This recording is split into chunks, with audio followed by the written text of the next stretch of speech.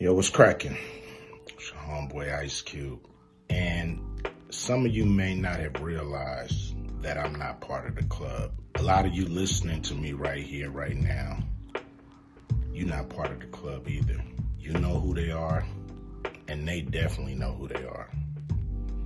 A lot of people be like, what, who? Come on, man, stop playing. Ever since I put out the contract with Black America, you know they've been fucking with me.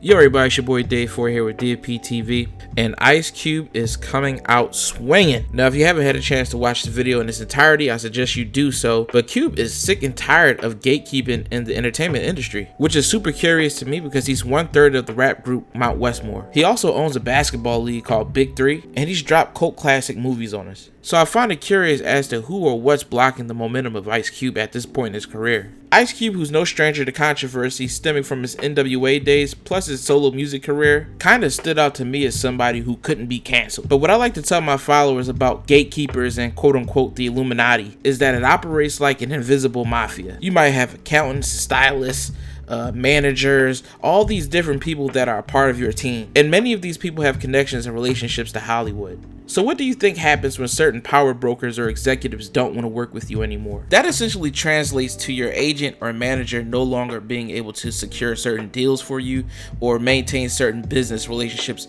vital in the entertainment industry. And not to mention what happens to the rest of your team, because if you can't afford to keep them on because you can't pay them, the skilled help is going to transition right over to the next A-list celebrity, a classic form of blackballing. I know many of you are thinking like, why doesn't he talk to Dr. Dre or lean on those relationships? And your guess is as good as mine. The most plausible thing I can think of is that he's in the club and he's not. And based on what I can see is that when you're in a club, you don't go against the grain. And you can see that playing out all across the entertainment industry. It all appears to be one big game of nepotism, relationships, and what have you done for me lately? The industry probably doesn't want Cube as an elder statesman to speak on things like a black contract. And that's blatantly apparent because he said it. I like Ice Cube as a voice for the culture, and I will be tuned in when he goes on his podcast run. Let me know what you think in the comments below. Will Ice Cube kind of go on a PR run, or are we going to see this NWA vet crash out? Your guess is as good as mine, and until then, this is DFPTV. Go ahead and subscribe to the channel.